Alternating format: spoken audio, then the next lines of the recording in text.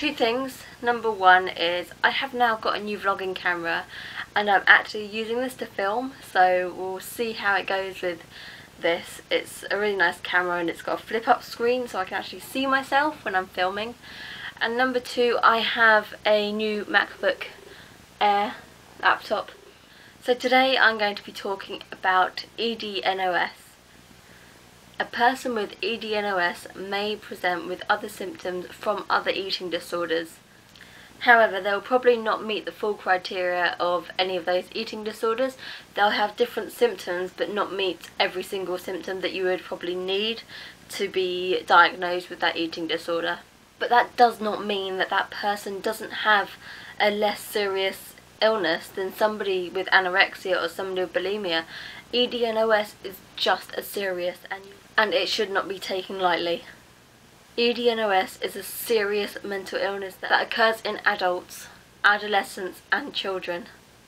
40% to 60% of people who seek treatment for an eating disorder are diagnosed with EDNOS. People with EDNOS commonly present with a very negative eating pattern. They have a distorted body image and also a very intense fear of gaining weight. EDNOS is the most common eating disorder diagnosed within adults as well as children, and it affects both males and females. So, what are the risks with people who are diagnosed with EDNOS? People with EDNOS will experience risks similar to those with eating disorders. I'm now going to tell you what the risks are when you have EDNOS.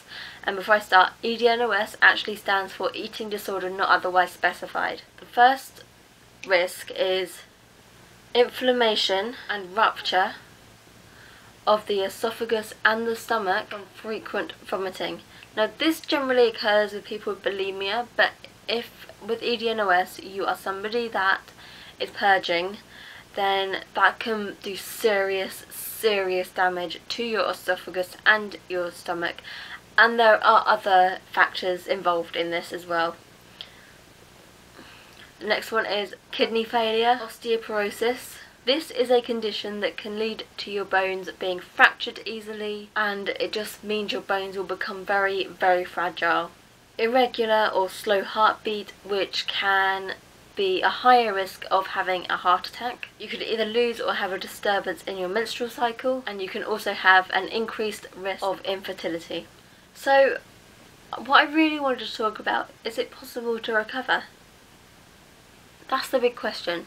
I think with every eating disorder you worry that you're never going to be recovered. You worry that you're going to be in that cycle forever. Let me tell you something.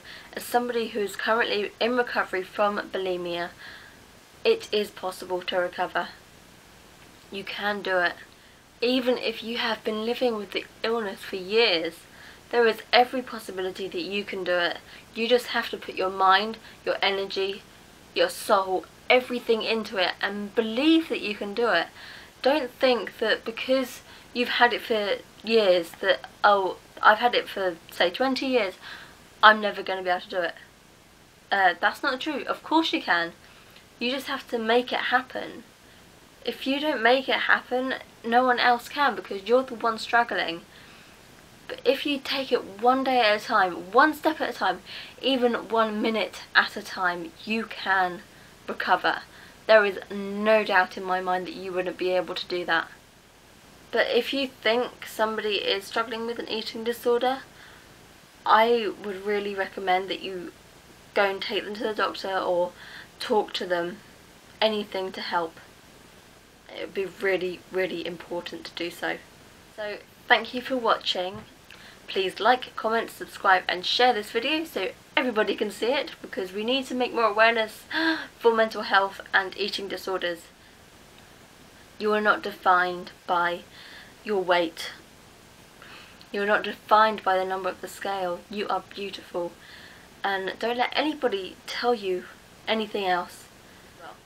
So I hope to see you on my next video. Bye guys!